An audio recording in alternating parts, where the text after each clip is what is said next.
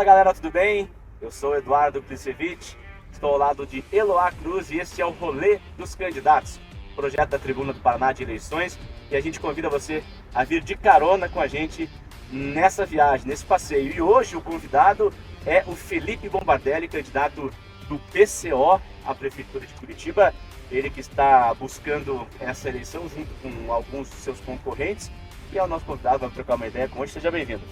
Opa, boa tarde, sou o Felipe Bombardelli, eu sou programador, eu já trabalhei 4 anos na Siemens como desenvolvedor de firmwares para máquinas industriais e voltei para o Brasil aí para poder dar uma colaboração ao presidente Lula para poder avançar com o Brasil, principalmente nessa área de tecnologia, da quarta revolução industrial, que o mundo inteiro passa agora no momento. Todo esse distúrbio que vocês estão vendo no mundo, essas crises complexas, em grande parte vem dessa quarta revolução industrial que tem influenciado o mundo. Tanto que vocês veem aí essa crise econômica entre os Estados Unidos e a China, que são os dois principais atores hoje no desenvolvimento da quarta revolução industrial.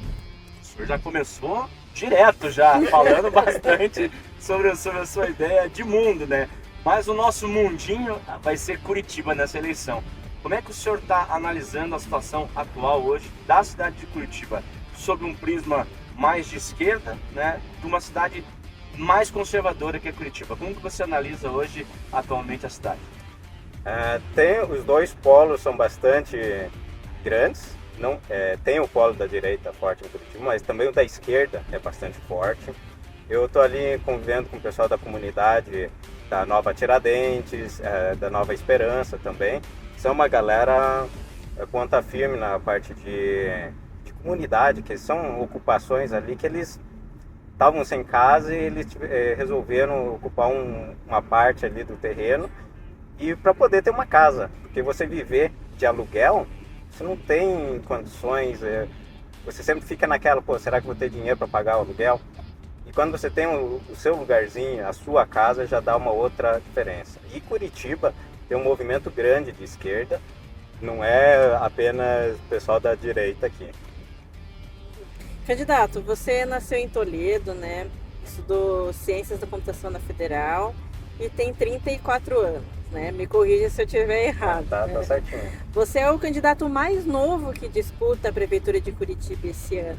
Em 2022, você foi candidato a deputado estadual, mas você não conseguiu se eleger, né? Como convencer o eleitorado de que você tem condições de ser prefeito de Curitiba? Uma boa pergunta. Eu, embora seja novo, o pessoal já me conhece que eu gosto muito de política, conversar muito com as pessoas, ouvir bastante as pessoas. E, claro, o meu processo ali de conhecimento político já vem de 2010, já de 15 anos, 20 anos, e eu sou muito na parte marxista, na questão material. E você tem que ter condições materiais para você conseguir alcançar alguma ideia, né? Então, por exemplo, você quer adotar a tarifa zero em Curitiba. Você tem que ter as condições materiais para aquilo passa a ser adotado. E hoje em dia, claro, existe R$400 mil que é investido no transporte público, que a prefeitura coloca dinheiro lá no transporte público, mas com o tempo, daqui 10 anos, vamos considerar que todo o transporte público seja automatizado. Não vai ter nenhum cobrador, não vai ter nenhum motorista e a manutenção vai ser muito baixa, o que vai levar em consequência uma tarifa zero em todos os lugares do mundo. É uma tendência, não é uma questão de ideologia ou não, é uma tendência da capacidade. Só deixa eu terminar. Aí então, terminando nessa questão, como eu sou programador, eu tenho a ideia de como melhorar os processos e otimizar os processos. O grande detalhe disso, dentro do capitalismo, que leva à redução de custo, que é principalmente a redução do dinheiro das pessoas. É isso que a gente tem que conseguir inverter. Dentro do capitalismo não é possível, mas a gente tem que evoluir para uma planificação da economia.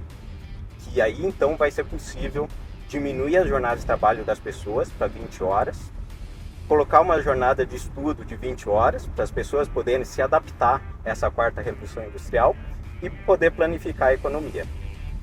O senhor está falando disso, por exemplo, que são mudanças federais, são projetos de um outro nível, um outro estágio, que eu acredito que até o próprio governo Lula não consiga tornar isso prático, pelo menos no curto prazo. O senhor mantém esse discurso numa tentativa de chegar à prefeitura de Curitiba. Para o eleitor, não é meio confuso isso? Como que o senhor avalia isso? Acho que isso realmente é mais relevante.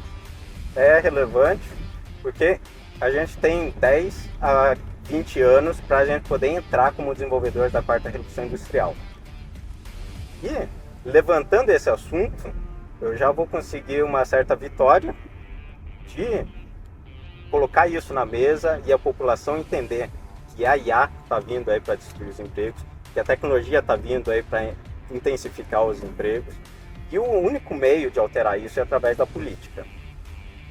E claro, o Lula não tem condições agora de aplicar isso, mas ele vai construir os próximos passos, os degraus necessários para a gente poder entrar nessa revolução industrial.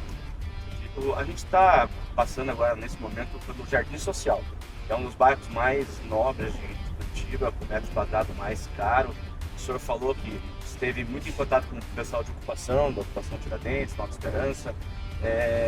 Como o senhor vê o senhor administrando uma cidade com distâncias tão grandes entre uma turma que está lutando por uma moradia, uma ocupação, e o pessoal que tem casas que valem mais de milhões? Isso em grande parte vem do liberalismo, que aumenta a concentração, e você vai ter pessoas aí que vão estar sem teto, e vai ter pessoas que vão acabar concentrando aí uma certa renda, principalmente na parte financeira, de dinheiro, colocando no mercado financeiro. Candidato, você é do partido, né, da causa operária, e no Paraná, no Brasil, enfim, né, em Curitiba, existem outros tantos partidos também que conversam mais com essa linha esquerda, né, socialista. Por que o PCO? O PCO ele tem a linha de ser contra-imperialista. Uma ala da esquerda acredita que o mundo é democrático e que os países se desenvolveram por livre vontade e capacidade deles, e que aqueles que não se desenvolveram é porque não tinham políticos capazes para desenvolver. E não é assim. O mundo ele é desenhado de uma forma que existe um imperialismo hoje que é representado pelo governo dos Estados Unidos, que ele não está representando a população americana, ele está representando todo o setor financeiro que está ali explorando o mundo inteiro. Então, por exemplo, o Congo, ele poderia ser um dos países mais ricos do mundo, porque ele está centralizado no centro do mundo, tem todos os recursos necessários de minerais. Se ele fosse um país industrial, ele teria conexão com o mundo inteiro e teria capacidade de vender uma produção industrial muito elevada a um preço muito competitivo. Só que ele não é assim porque o imperialismo quer que ele se torne apenas um país de mineração e não um país industrializado ou um país de conhecimento, segundo essa ideia da guerra híbrida. Candidato, eu dei uma boa lida no seu plano de governo, né? E logo no início do plano de governo diz que é um plano de governo genérico para todas as prefeituras que o PCO tem concorrido às eleições esse ano. Aí fica difícil a gente poder entender quais são as suas propostas para Curitiba. Quais são as suas propostas para Curitiba? O primeiro item que eu acho mais importante é o transporte público. Eu vivi em Praga por 4 anos e a única coisa que eu sinto falta aqui em Curitiba é eu pagar mensalmente o transporte público e usar quantas vezes quiser. Claro, a tarifa zero ajuda nesse sentido, que aí não preciso pagar mensalmente, mas já tendo uma tarifa mensal, poder entrar no zona por qualquer porta, não precisar passar por catraca, poder, eu quero ir ali no mercado que está a 100 metros e poder pegar o ônibus, sem precisar, eu vou ter que gastar uma passagem aqui, isso já ia dar uma grande capacidade aí da população de poder usar o transporte público à vontade, que hoje na Europa é usado assim, amplamente, não tem por que não funcionar em Curitiba, e é quase assim ao meio termo entre a tarifa zero e o modelo atual. Mas essa proposta, o senhor acha execuível? É possível de se implementar? Qual seria um valor? Se tem algum estudo relacionado a isso? Um valor mensal que seria cobrado? Todo mundo seria obrigado a pagar? Como funcionaria isso? Não, você pagaria mensalmente a tarifa, se você quisesse usar o transporte público mensal ou anualmente.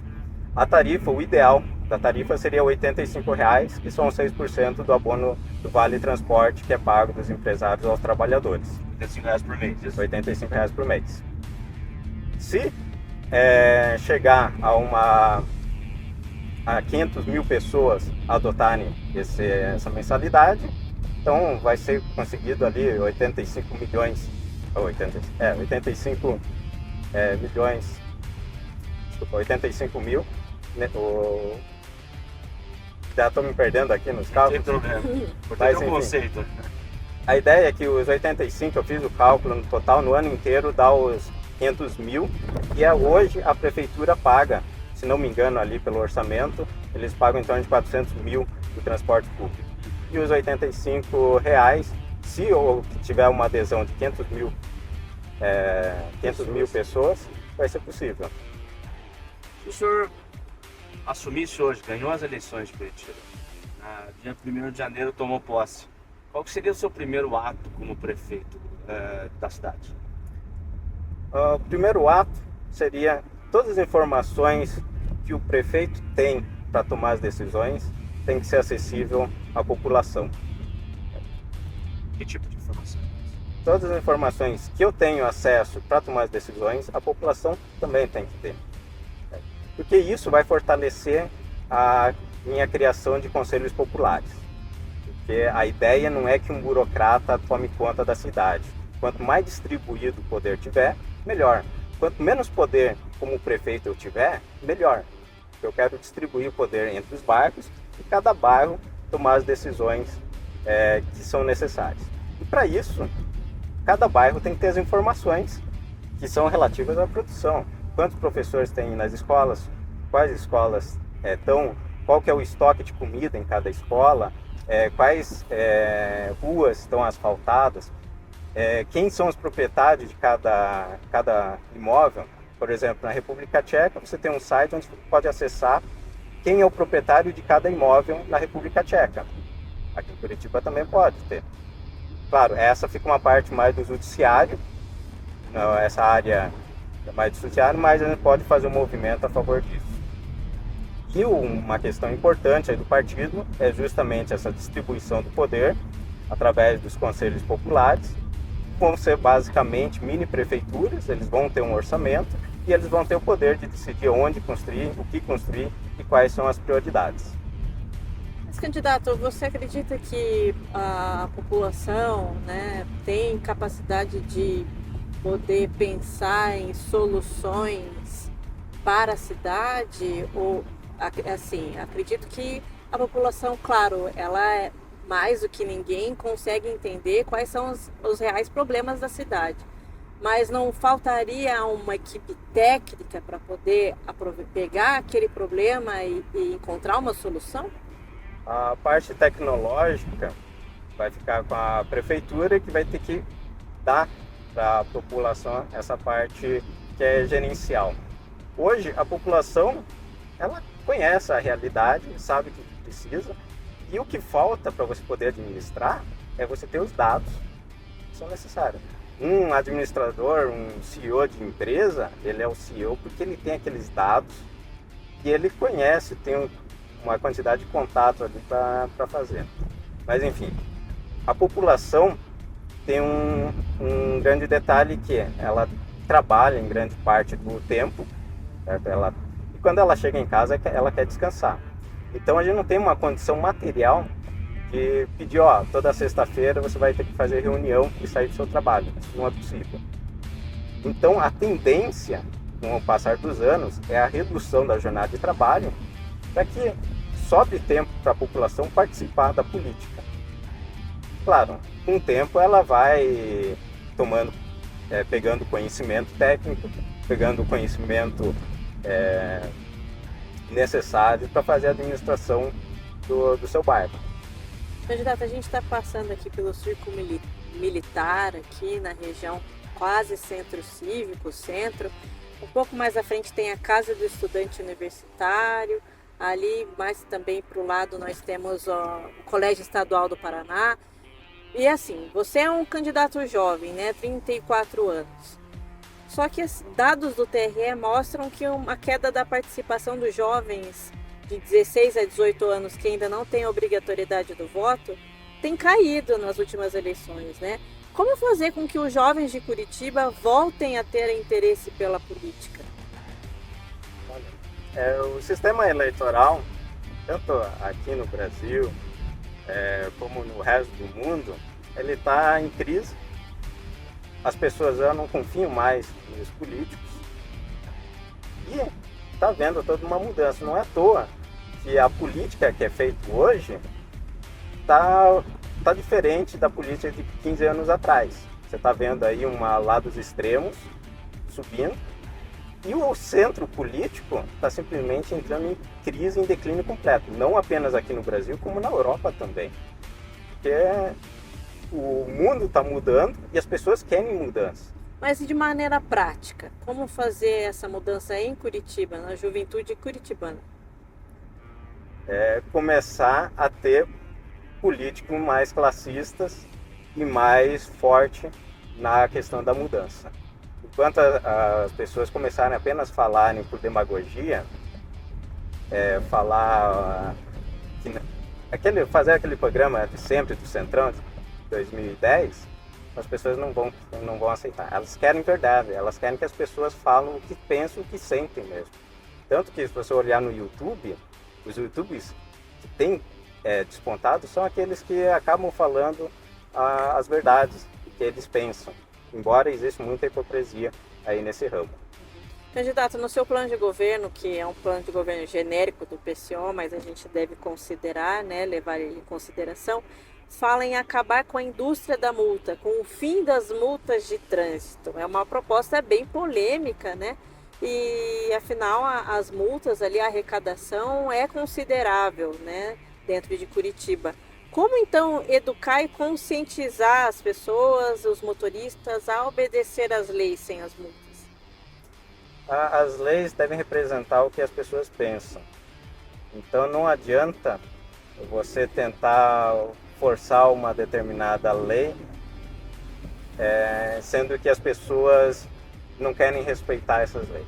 Então, por exemplo, ali na Avenida Paraná ou na 7 de Setembro, é comum as pessoas andarem a 40 km por hora, embora o permitido ali seja 30, por causa da ciclovia e tal. Mas acaba sendo tradição, uma cultura de manter a 40. E outra coisa que é difícil, em questão do carro, você ficar nos 30. Então, tem que se regularizar no sentido que as pessoas, as leis têm que ser simples para pessoas aplicarem no trânsito. Se as vias são classificadas em 40 km, em 60 km, 70, a regra se mantém. Agora, um exemplo na rodovia. Toda a rodovia ali é 110 o limite, só que tem determinadas áreas que cai para 60, 80. Essas áreas aí acabam sendo áreas de, vamos dizer, uma distorção da regra geral. Então, nesse sentido, precisa acabar com essa indústria de multas, não apenas por essa especificidade das leis, mas também por questão de negócios que virou a indústria da multa, que, se não me engano, aí está privatizada, né? Está terceirizada. Desculpa só voltar nesse tema, candidato. O limite de velocidade é normalmente determinado com base em estudos de impacto que um carro pode causar numa pessoa, na letalidade de um eventual acidente, por isso que são definidos os valores. O que isso tem a ver com a questão de acabar com as multas, como que isso vai repercutir numa educação de trânsito, na falta de limite de velocidade, como que o senhor analisa isso? Eu não compreendi bem o cerne da questão da sua proposta. Se acabar com as multas ou acabar com a fiscalização, como é que vai ficar daí o trânsito? As leis, se você mantém uma proposta de determinadas vias 40 e outras determinadas vias são 70, tem que se manter o máximo assim. Agora, se você criar uma mistura, uma salada de fruta, que uma é 30, outra é 40, outra é 50, 60, 70, não dá certo. O senhor acha que isso é feito só para arrecadar? Numa boa parte, sim. Agora, existem trechos ali, tipo em São Paulo, na Marginal Tietê, que falam que tem estudos que reduziu a letalidade, reduzindo de uma determinada velocidade, acho que de 70 para 50, se reduziu a questão de morte. Tá, isso é válido, mas tem que sempre manter uma certa quantidade de leis capazes de não fazer uma mistura na cabeça das pessoas. Qual seria então a velocidade máxima ideal permitida em Curitiba? Uma. Não vai ter é apenas uma. É manter aquela proposta que foi sempre mantida. 1.040 km nas vias mais devagares, 70 naquelas que são mais rápidas. E, claro, a proposta da bicicleta, que o grande detalhe que foi diminuída de 40 para 30, foi por causa das ciclovias na João Galberto e na 7 de setembro. Nisso, tem que acabar talvez expandindo um pouco a ciclovia, dar mais espaço, que em grande detalhe, o grande problema da ciclovia são os carros que fecham, viram para a esquerda, principalmente, e também dá para pensar em começar a aplicar ciclofaixas no sentido de tomar uma faixa inteira de trânsito, não deixar uma pequena, usar 30 centímetros, mas usar sim toda uma via que é prioritária a bicicleta. Isso não impede que o carro acabe usando, mas que seja prioritária as bicicletas, como hoje é a tendência na Alemanha. Entendi. Candidato, a gente está bem no centro de Curitiba, passando ao lado da Praça Carlos Gomes, passamos ali atrás da Tiradentes, próximo à Catedral, e Curitiba tem se notabilizado pela gigantesca, eu posso dizer isso com segurança, população de rua. Como que o senhor vê esse problema e quais soluções o senhor aponta como possíveis para se minimizar esse problema? Porque o problema não é a pessoa estar ali, o problema é a pessoa, por que a pessoa está ali, né? Então, qual é a solução que o senhor aponta no seu plano de governo, na sua proposta? A quantidade de moradores de ruas é um efeito aí do liberalismo que tem massacrado a população e os trabalhadores, principalmente os mais vulneráveis. E, claro, o que eu tenho notado também é uma decadência dos centros. Se você for olhar hoje, a Europa e Estados Unidos estão em decadência. E a periferia, China, África, até um pouco da América Latina, embora não estejam tão bem como a Europa e Estados Unidos, eles estão avançando, principalmente a China.